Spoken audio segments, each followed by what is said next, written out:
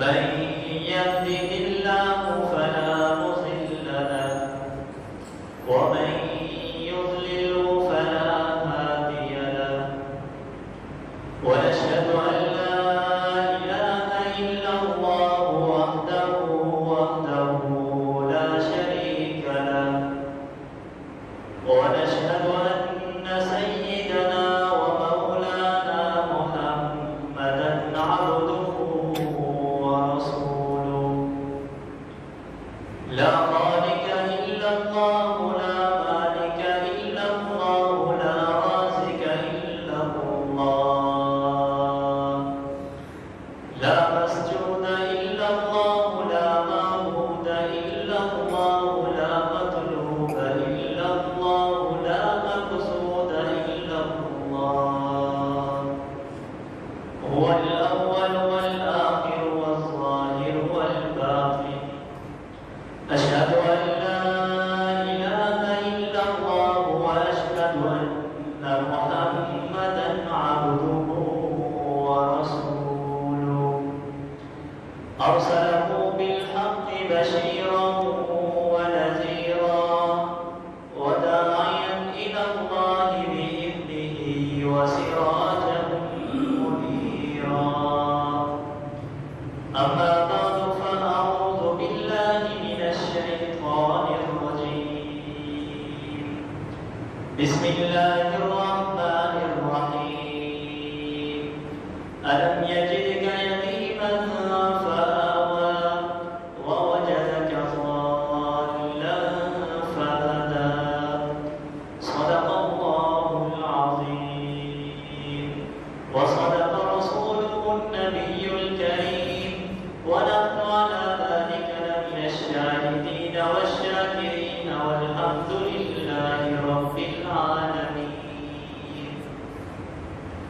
سب ساتھی عقیدت اور محبت کے ساتھ درود پاک پڑھیں اللهم صل على محمد وعلى آل محمد كما صليت على إبراهيم وعلى آل إبراهيم إنك حميد مجيد اللهم بارك على محمد وعلى آل محمد كما باركت على إبراهيم وعلى آل إبراهيم إنك حميد مجيد انتہائی واجب الاحترام بھائیوں دوستوں اور بزرگوں، یہ ربیع الاول کا مہینہ ہے، آج 3 ربیع الاول ہے۔ اسی مہینے کے اندر میرے اور آپ کے آقا جناب رسول اللہ صلی اللہ علیہ وسلم کی ولادت بسعادت ہوئی ہے، اور اسی مہینے کے اندر میرے اور آپ کے آقا جناب رسول اللہ صلی اللہ علیہ وسلم نے دنیا سے بھی پردہ فرمایا ہے، اور جناب رسول اللہ صلی اللہ علیہ وسلم نے فرمایا کہ اللہ تبارک و تعالی نے جب مجھے بھیجنے کا فیصلہ کیا تو اللہ تبارک و تعالی نے مجھے جب بھیجنے کا فیصلہ کیا جس مقام میں مجھے رکھنا چاہا، یعنی حضرت حوا سے لے کر حضرت آمنہ تک، حضرت آدم سے لے کر حضرت عبداللہ تک، ان کے اندر کوئی غلط کرنے کا شبہ بھی نہیں ہے، یعنی اللہ تبارک و تعالی نے مجھے اتنا پاکیزہ بنایا۔ اور جناب رسول اللہ صلی اللہ علیہ وسلم دنیا سے آئے بھی نہیں تھے، دنیا میں آنے سے پہلے حضور کے والد بھی دنیا سے چلے گئے تھے۔ جب حضرت عبداللہ کی حضرت آمنہ کے ساتھ شادی ہوئی، پھر کچھ عرصے کے بعد حضرت عبداللہ ملک شام کے لیے سفر کرنا شروع کیا انہوں نے۔ جب حضرت آمنہ کو پتا چلا کہ میرے سر کا تاج عبداللہ ملک شام کے لیے سفر پر جا رہا ہے، وہاں تجارت کرنے کے لیے جا رہا ہے، تو حضرت آمنہ نے سوچا کہ میرے سر کا تاج تو مجھ سے جدا ہو کے جا رہا ہے، ابھی ہماری نئی نئی شادی ہوئی ہے، میرے دن کیسے گزریں گے، میں کس کے ساتھ دن گزارا کروں گی؟ ایک تو میرے سر کا تاج تھا، وہ بھی مجھ سے جدا ہو کے جا رہا ہے۔ جب حضرت حضرت عبداللہ گھر کے اندر واپس آئے تو حضرت عبداللہ نے دیکھا کہ حضرت آمنہ کے چہرے پر ناگواری کے آثار ہیں. تو حضرت عبداللہ نے کہا کہ اے آمنہ تو پریشان کیوں ہوتی ہے؟ میں ملک شام میں تجارت کی نیت سے جا رہا ہوں، پھر واپس جلدی آ جاؤں گا. تو حضرت آمنہ سوچنے لگی کہ یہ شام کا سفر کوئی گھنٹوں کا سفر نہیں ہے، کوئی ہفتوں کا سفر نہیں ہے، یہ تو کئی مہینوں کا سفر ہے. حضرت آمنہ نے کہا کہ آپ ادھر جائیں گے، ادھر سے تو سفر بھی کر کے جائیں گے، ادھر تجارت کر کے پھر واپس آئیں گے، پتہ نہیں کتنے سال بعد آپ واپس آئیں گے. حضرت عبداللہ تسلی دے رہی ہیں اور کہتے ہیں کہ اے آمنہ، عرب کا یہ رواج ہے جب یہ قافلہ تجارت کا واپس آتا ہے تو یہاں پر ایک گھنٹی بجتی ہے تو سب لوگ سمجھ جاتے ہیں کہ یہ تجارتی قافلہ آ چکا ہے. اے آمنہ، جب یہ گھنٹی بجتی ہے سب لوگ باہر آتے ہیں، استقبال کرنے کے لیے آتے ہیں. اے آمنہ، جب تو بھی گھنٹی کی آواز سنے تو بھی اپنے گھر سے باہر آ جانا، پردے کے ساتھ باہر آنا، تو بھی میرا استقبال کرنے کے لیے آنا. اے آمنہ، میں بھی خوشی خوشی آ کے تم سے ملاقات کروں گا. تو حضرت عبداللہ سفر پر روانہ ہو گئے. پھر جب ادھر گئے تجارت کر کے واپس آئے، واپس آ رہے تھے مدینہ کے قریب یہ حضرت عبداللہ بیمار ہو گئے. ان کی بیماری بڑھتی گئی، بیماری اتنا بڑھ گئی کہ یہ اب سفر کرنے کے بھی قابل نہ رہے. تو قافلے والوں نے مشورہ کیا کہ حضرت عبداللہ سفر کرنے کے بھی قابل نہیں رہے، اب ان کو ہم یہاں پر روک دیں، ہم آگے چلے جائیں، جب یہ ٹھیک ہوں گے پھر واپس آ جائیں گے. تو قافلہ واپس مکہ کی طرف روانہ ہوا. حضرت عبداللہ وہاں پر ٹھہر گئے. جب یہ قافلہ مکہ کے اندر پہنچا تو گھنٹی بھی بج گئی. سب لوگ باہر نکلے، بچے بھی باہر نکلے. بچوں نے کہا کہ آج ہمارے والدین آ رہے ہیں. بوڑھے بھی باہر نکلے، انہوں نے کہا کہ آج ہمارے بیٹے آ جائیں گے. اور یہ عورتیں بھی باہر نکلی، انہوں نے کہا کہ آج ہمارے شوہر بھی آ رہے ہیں. جنہوں نے بھی گھنٹی کی آواز سنی سب لوگ باہر آ گئے. حضرت آمنہ نے بھی گھنٹی کی آواز سنی. حضرت آمنہ باہر نکلی اور دل کے اندر خوشی ہے کہ آج میرے سر کا تاج آ رہا ہے. خوش ہو کر باہر نکلی. سب لوگ دوڑ رہے ہیں خوشی کے ساتھ کہ آج ہمارے عزیز آ رہے ہیں، ہم ان کا استقبال کریں گے. حضرت آمنہ بھی دروازے کے باہر کھڑی ہو گئی. دیکھا کہ سب لوگ آ رہے ہیں، سب کے رشتے دار تو آ رہے ہیں، سب استقبال کر رہے ہیں. حضرت آمنہ کبھی ادھر دیکھتی ہے کبھی ادھر دیکھتی ہے. حضرت آمنہ کو عبداللہ نظر نہیں آتا. حضرت آمنہ پریشان ہو گئی. جب سب لوگ اپنے گھروں کے اندر چلے گئے حضرت آمنہ کی آنکھوں سے آنسو آ گئے. حضرت آمنہ کہنے لگی کہ اے عبداللہ، تو نے تو کہا تھا جب گھنٹی بجے تو باہر آ جانا. اے عبداللہ، میں تو باہر آ چکی ہوں، میں تیرے استقبال کے لیے آ چکی ہوں. اے عبداللہ، تو نظر کیوں نہیں آتا؟ اے عبداللہ، تو نے تو کہا تھا میرا انتظار کرنا، آج میں تیرا انتظار کر رہی ہوں. عبداللہ، تو نظر کیوں نہیں آتا؟ پھر خاندان کے بڑے بڑے لوگ آئے حضرت آمنہ کے پاس. حضرت آمنہ کو تسلی دے رہے ہیں کہ آج ہم شام سفر کے لیے جائیں گے، عبداللہ کی خبر پہنچ کر آئیں گے. یہ خاندان کے بڑے بڑے لوگ چلے گئے. ان کے پہنچنے سے پہلے بھی عبداللہ رب کے پاس پہنچ چکے تھے. حضرت عبداللہ رب کو پیارے ہو چکے تھے. یہ خاندان کے بڑے بڑے لوگ آئے حضرت آمنہ کو تسلی دے رہے ہیں کہ اے آمنہ، پریشان نہ ہونا، آپ کا خاوند تو رب کے پاس پہنچ چکا ہے، آپ پریشان نہ ہونا. وقت گزرتا گیا، حضور بھی دنیا کے اندر تشریف لا چکے. جب حضور دنیا کے اندر آئے تو دائیں آئے سب دیکھنے کے لیے. تو دائیں ایک دوسرے سے کہہ رہے ہیں کہ دیکھو یہ بچہ کتنا خوبصورت ہے. حضرت آمنہ کو بھی مبارک دینے لگے کہ اے آمنہ، تجھے مبارک ہو، تجھے رب نے اتنا خوبصورت بچہ عطا کیا ہے. تو حضرت آمنہ نے جب سنا حضرت آمنہ کی آنکھوں سے آنسو آ گئے. حضرت آمنہ رونے لگی. دائیوں نے پوچھا کہ اے آمنہ، تو کیوں روتی ہے؟ رونے کی وجہ تو بتا. تجھے خوشی نہیں ہے رب نے تجھے اتنا خوبصورت بچہ عطا کیا ہے، چاند سے بھی زیادہ خوبصورت رب نے تجھے بچہ عطا کیا ہے. حضرت آمنہ کی آنکھوں سے آنسو آ گئے اور کہنے لگی یہ بچہ خوبصورت تو ہے، تم کہتی ہو یہ بچہ خوبصورت ہے، میں بھی کہتی ہوں محمد خوبصورت بھی ہے مگر یتیم بھی ہے. آج اس کا دنیا کے اندر نہیں ہے. کاش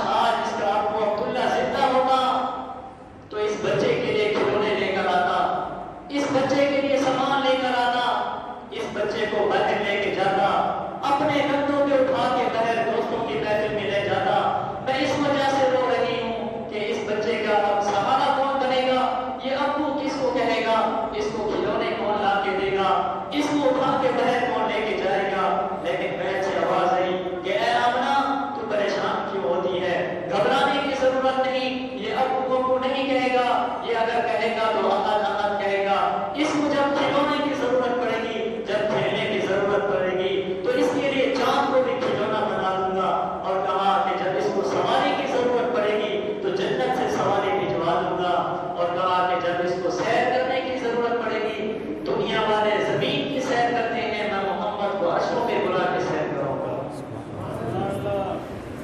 تو جب وقت گزرتا گیا، حضور کی عمر بھی 5 سال ہو گئی، حضرت آمنہ لے کر حضور کو حضرت عبداللہ کی قبر پر لے گئی۔ جب حضرت عبداللہ کی قبر پر پہنچے، حضرت آمنہ حضرت عبداللہ کی قبر پر بیٹھ گئی اور آنکھوں سے آنسو آ گئے۔ حضرت آمنہ کہہ رہی ہیں کہ اے عبداللہ، تو نے تو مجھے کہا تھا میں آؤں گا اس بچے کے لیے کھلونے لے کر آؤں گا، اے عبداللہ تو نے تو کہا تھا میں آؤں گا اس بچے کے لیے کپڑے لے کر آؤں گا، اے عبداللہ اگر میرے یہ جملے تجھ تک پہنچ رہے ہوتے، اے عبداللہ اگر تیرے اندر طاقت ہو تو باہر نکل کے دیکھ تو صحیح، رب نے تجھے کتنا خوبصورت بچہ عطا کیا ہے، جان سے بھی زیادہ خوبصورت بچہ رب نے تجھے عطا کیا ہے۔ جب حضرت آمنہ نے یہ الفاظ کہے، حضرت آمنہ کی چیخ نکلی، حضرت آمنہ بیمار ہو گئی، 1 ماہ تک بیماری کی حالت میں رہی۔ حضور جب فتح مکہ سے واپس آ رہے تھے، جب اسی مقام پر پہنچے، حضور نے صحابہ سے فرمایا کہ ایک وقت تھا جب میں 6 سال کا بچہ تھا، 5 سال کا بچہ تھا، اسی مقام پہ میں کھڑا تھا اور میری ماں بھی ساتھ تھی، میں اپنے والد کی قبر پہ کھڑا تھا، اسی مقام پر میری ماں بیمار ہو گئی تھی۔ حضور صحابہ کو بتا رہے ہیں کہ جب میری ماں کے آخری لمحات تھے، سکرات کی کیفیت طاری تھی، موت کے آخری لمحات تھے، اس وقت میں اپنی ماں کے سرانے بیٹھ کے رو رہا تھا، میرے آنکھوں سے آنسو تھے کہ آج لگتا ہے میری ماں مجھ سے جدا ہو رہی ہے، میرے آنے سے پہلے تو ابو بھی چلا گیا تھا، آج لگتا ہے میری ماں بھی مجھ سے جدا ہو رہی ہے۔ حضور کی آنکھوں سے آنسو ہے، حضور فرماتے ہیں کہ میری ماں نے آنکھ کھولی، میری طرف دیکھا کہ نظریں آسمان کی طرف کی اور کہنے لگی کہ اے والد اس یتیم کی طرف تو دیکھ کہ آنے سے پہلے عبداللہ کو بھی تو نے سنبھال لیا تھا اور آج تو مجھے بھی سنبھال رہا ہے، اے والد میں اپنا محمد تیرے حوالے کرتی ہوں۔ حضور فرماتی ہیں کہ جب میری ماں نے یہ الفاظ کہے تو میری ماں کی روح نکل گئی، اور حضور فرما رہے ہیں کہ میری ماں کو جب میری ماں کی میت کو اٹھا کے لے کے جا رہے تھے، میں 4 بھائی کے پیر کو پکڑ کے رو رہا تھا، میں پیچھے جا رہا تھا، میری آنکھوں سے آنسو تھے۔ حضور فرماتے ہیں کہ جب میری ماں کو قبر کے اندر اتارا جا رہا تھا، میری آنکھوں سے آنسو تھے، میرا دل یہی کہتا تھا کہ میں قبر کے اندر لیٹ جاؤں، اپنا سینہ مٹی کے اوپر لگا کے اتنا رو، چیخیں مار مار کے رو کہ اب میرا اور سہارا کون ہے،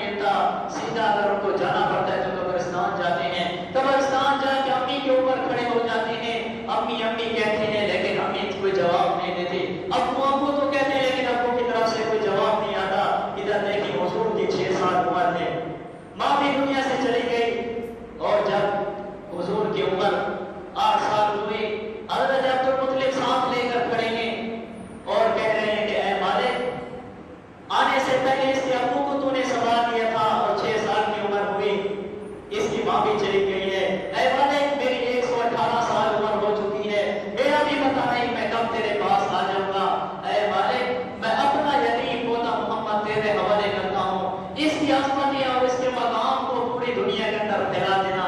غیب سے آواز ہے، اے عبد المطلب پریشان کیوں ہوتے ہو؟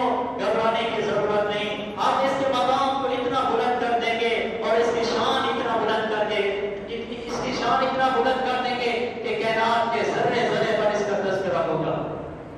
تو کچھ عرصے کے بعد حضرت عبد المطلب بھی دنیا سے چلے گئے۔ رب نے شروع میں اس وجہ سے رشتے توڑ دیے کہ آنے سے پہلے ابو بھی چلے گئے، 6 سال کی عمر میں ماں چلے گئی، 8 سال کی عمر میں دادا بھی چلا گیا، اب خاندان کا کوئی ساتھ نہیں ہے جس کا سہارا بنے۔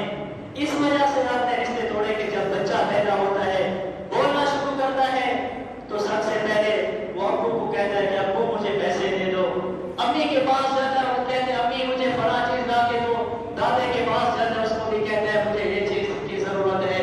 اللہ نے اس وجہ سے ایک ایک کر کے رشتہ توڑا کہ جب میرا محبوب بولنا شروع کرے، اگر مانگے، بڑی خوشی ہر مسلمان کو ہونی چاہیے، ہر مسلمان کو خوشی منانی چاہیے کہ حضور دنیا کے اندر تشریف لائے، لیکن اتنا خیال رکھیں کہ ہم حضور کی خوشی مناتے ہوئے کہیں کوئی کام شریعت کے خلاف نہ کریں۔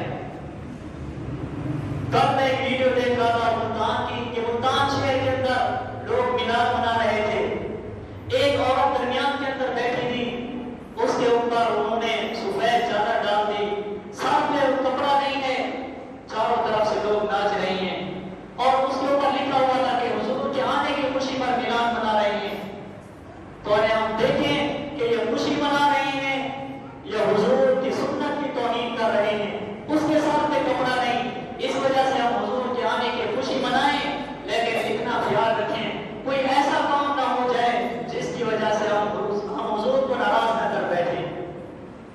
جس طرح آج اگر بچہ پیدا ہوتا ہے تو باپ کو خوشی ہوتی ہے، باپ سال بعد اپنے بیٹے کی خوشی مناتا ہے، سالگرہ مناتا ہے، اس وجہ سے کہ میرے بیٹے کو سال ہو گیا۔ کوئی شادی کی خوشی مناتا ہے سال بعد، تو دیکھیے، اور کوئی خوشی مناتا ہے حضور کی ولادت کی، وہ بھی سال بعد۔ آپ سوچیں تو صحیح ہم نے اس کے اندر فرق کیا رکھا ہے؟ بیٹے کی خوشی سال بعد، حضور کی خوشی بھی سال بعد، کون سا یہ انصاف ہے؟ ارے حضور کے آنے کی خوشی تو ہر وقت ہونی چاہیے، ہر لمحہ ہونی چاہیے حضور کے آنے کی خوشی کہ حضور دنیا کے اندر تشریف لائے۔ سال بعد حضور کے آنے کی خوشی نہیں، ہر لمحہ ایک ایک پل میں حضور کی ہم خوشی منائیں کہ حضور دنیا کے اندر تشریف لائے۔ اور حضور دنیا کے اندر تشریف لائے، دنیا کے اندر آنے کا مقصد کیا تھا؟ کیا مقصد لے کر آئے ہیں حضور؟ اور حضور دنیا کے اندر یہ بازار اور گلیاں سجانے کے لیے نہیں آئے۔ اگر حضور دنیا کے اندر بازار اور گلیاں سجانے کے لیے آتے تو حضور یہ نہ فرماتے کہ سب سے بری جگہ بازار ہے، سب سے بہترین جگہ مسجد ہے۔ اگر حضور بازار اور گلیاں سجانے کے لیے آتے تو پھر یہ نہ فرماتے حضور دنیا کے اندر آئے ہیں گلیاں اور بازار سجانے کے لیے نہیں، بلکہ تیرا اور میرا عقیدہ سجانے کے لیے آئے ہیں۔ حضور دنیا کے اندر آئے ہیں، دنیا کے اندر آنے کا مقصد یہی تھا کہ تیرا اور میرا زمین حضور دنیا کے اندر سجانے کے لیے آئے ہیں۔ حضور کے آنے کا مقصد یہی تھا، شرابی کو شراب سے توبہ کرانے کے لیے آئے ہیں۔ حضور دنیا کے اندر آئے ہیں، سود خوروں کو سود سے جان چھڑانے کے لیے آئے ہیں۔ حضور دنیا کے اندر آئے ہیں، لوگوں کو ماں باپ کا ادب سکھانے کے لیے آئے ہیں۔ حضور دنیا کے اندر آئے ہیں، مجھے اور آپ کو شرک اور بدعت سے پاک کرنے کے لیے آئے ہیں۔ حضور دنیا کے اندر آئے ہیں، مجھے اور آپ کو گمراہی سے نکال کر ہدایت کا راستہ دکھانے کے لیے آئے ہیں۔ حضور کا دنیا کے اندر آنے کا مقصد یہی تھا، حضور دنیا کے اندر یہی مقصد لے کر آئے ہیں۔ اور آج ہم کیا کرتے ہیں؟ کیا میلاد تو منا لیتے ہیں، حضور کے آنے کی خوشی مناتے ہیں، لیکن ہم نماز چھوڑ دیتے ہیں۔ اگر ان سے پوچھا جائے کہ نماز کیوں نہیں پڑھتے، کہتے ہیں ہم سال بعد حضور کے آنے کی خوشی مناتے ہیں تو ہماری بخشش ہو جائے گی۔ ہم نماز پڑھیں یا نہ پڑھیں، بس سال بعد حضور کا میلاد منا لیں، سارا سال نمازوں کی چھٹی۔ حضور کے آنے کی خوشی تو ہونی چاہیے، لیکن اگر میلاد منانے سے نماز ختم ہو جاتی تو پھر دیکھیے کہ محرم پہلے آتا ہے، ربیع الاول بعد میں آتا ہے۔ اگر جلسے اور جلوس منانے سے جنت مل جاتی ہے، جنت اتنا سستی ہوتی تو پھر حسین کربلا کے اندر کیوں کیسے پہ چڑھ کے جا رہا ہے؟ اگر میلاد منانے سے جنت مل جاتی تو پھر دیکھیں حسین کے بدن پہ گھوڑے کیوں دوڑ رہے ہیں، ان چھوٹے چھوٹے معصوم بچوں کے گلوں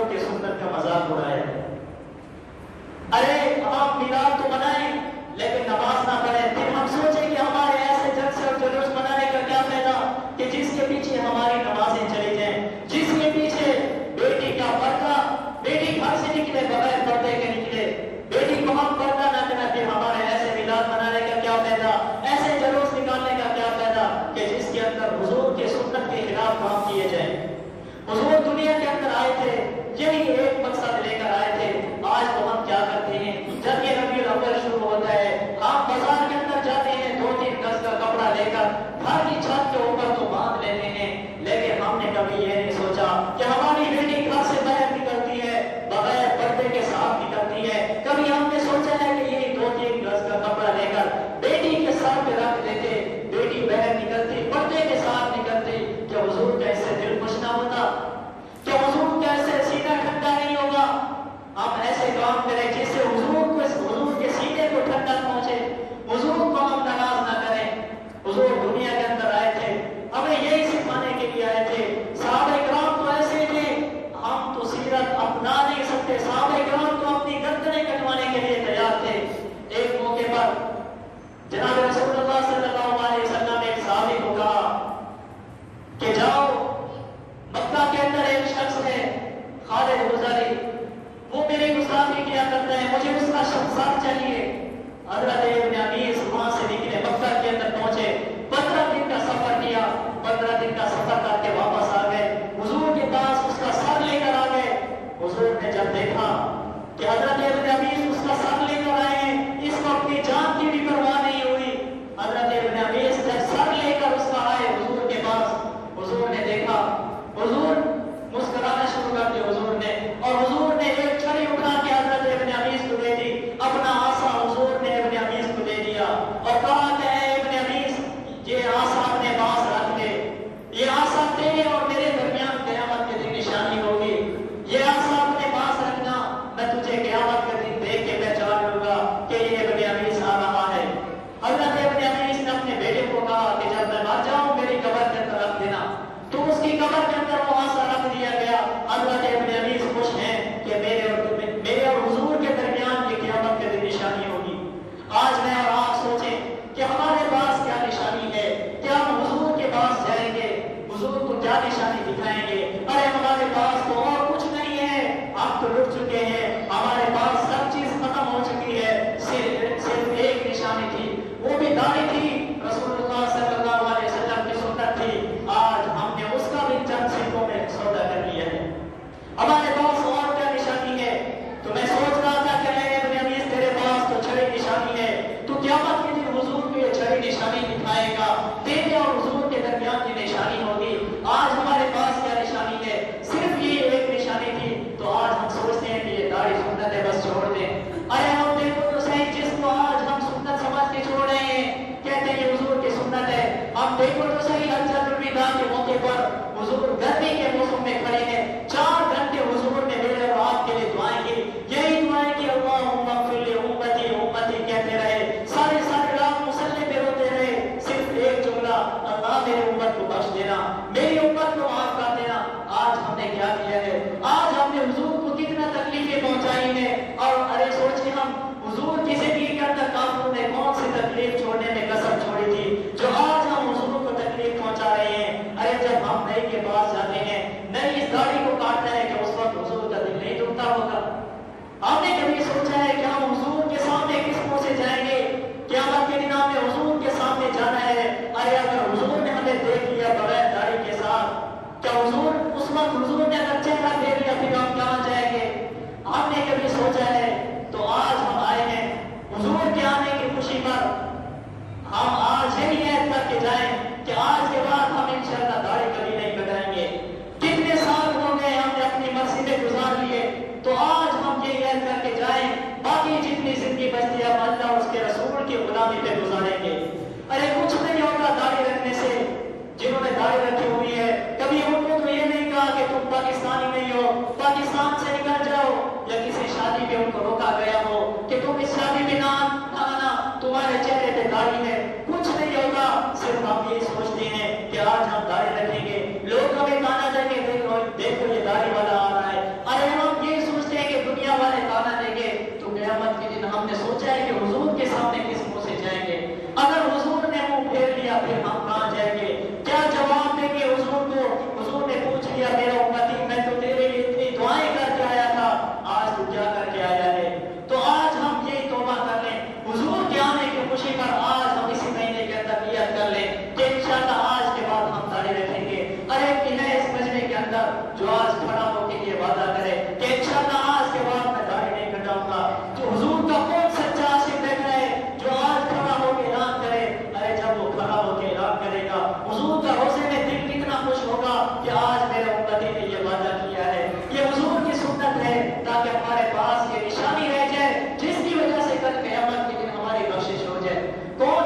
مجمع کے اندر جو کھڑا ہو کے اعلان کرے، کوئی ایک شخص تو کھڑا ہو، کون بیٹھا حضور کا سچا عاشق، ارے آج تم وعدہ کرو گے شاید کل قیامت کے دن ہماری بخشش کا ذریعہ بن سکے۔ ماشاءاللہ، اللہ تعالیٰ آپ کا کھڑا ہونا قبول فرمائے، اللہ تعالیٰ آپ کی عمر کے اندر برکت عطا فرمائے۔